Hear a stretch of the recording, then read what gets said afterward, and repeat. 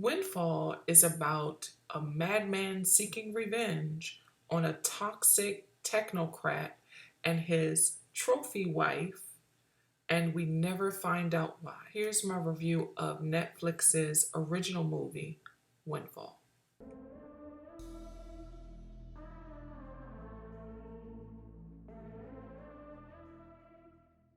Windfall was directed by Charlie Mcdowell, who directed 2 episodes of Dear White People, 2 episodes of Silicon Valley, and 2 episodes of On Becoming a God in Central Florida, which starred Kirsten Dunst. He also developed this story and screenplay with Jason Segel and Justin Lake. I get the sense that while Jason was beating out the ideas and putting this together, that he thought, what if Sarah Marshall actually married that awful guy and regretted it once he became a billionaire? But then this script tornadoes into this head-scratching suspense thriller that ends up being notes from court-ordered marriage counseling. The first 7 minutes of this film have no dialogue, so the tension relies on the over-exaggerated horror chords and sound editing to set the tone. Now, the first 7 minutes and the last 3 minutes are the best segments of this film. Jason plays nobody whose robbery of a vacant mansion spirals into a deadly extortion plot. Once Jason got what he came for, which is, money, a Rolex, and is just about ready to leave, he's interrupted by the wealthy homeowners who use this ranch as a vacation destination, as a getaway for them. And that couple is played by Plemons and Lily Collins. As Jason tries to sneak out of the home without being spotted, Lily actually sees him, recognizes his face, and out of fear, he's left with no choice but to hold this couple hostage.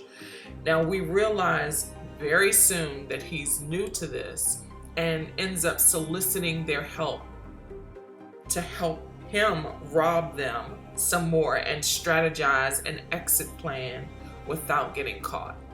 So we watch him fumble the bag for the next 80 minutes. The characters are purposely underdeveloped. This was pointed, and you can tell, because the screenplay is obviously clean. It's straightforward, but it leaves more questions than answers. The audience suffers when it's not given someone to root for, and there is no one to root for in this film. We're not going to root for Jason Segel. Now, we would root for people who are robbing a technocrat. Of course, we would root for, well, not of course, but we would root for someone, a protagonist, if we're given one, who is robbing someone for a reason, as in Ocean's 11. We're rooting for, Danny Ocean and his team.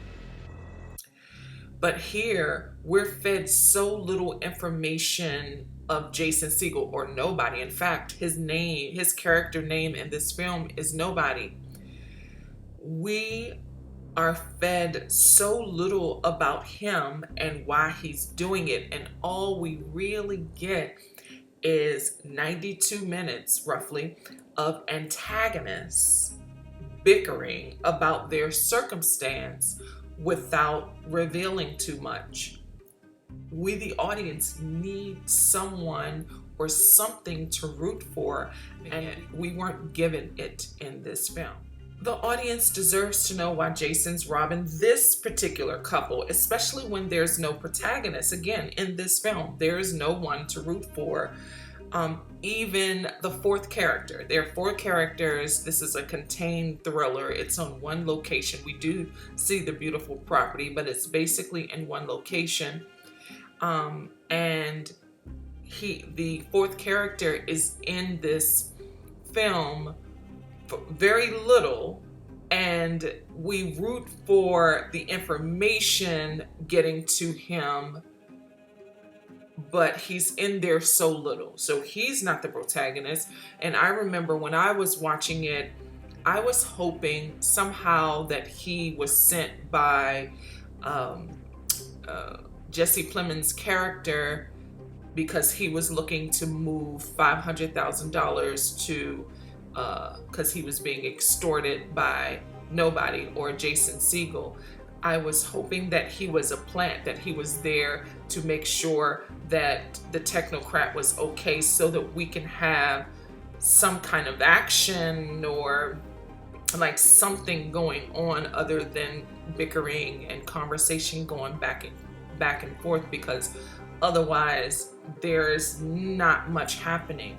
Early on, we realized that Jesse Plemons' character is a prick.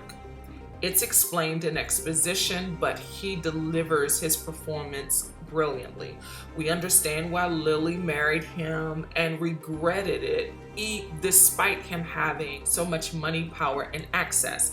It's explained in exposition too, and other details and creative shots. So we understand the dynamics of their relationship, but we still don't know why Jason Segel is robbing this particular couple. Why did he pick this house on this day?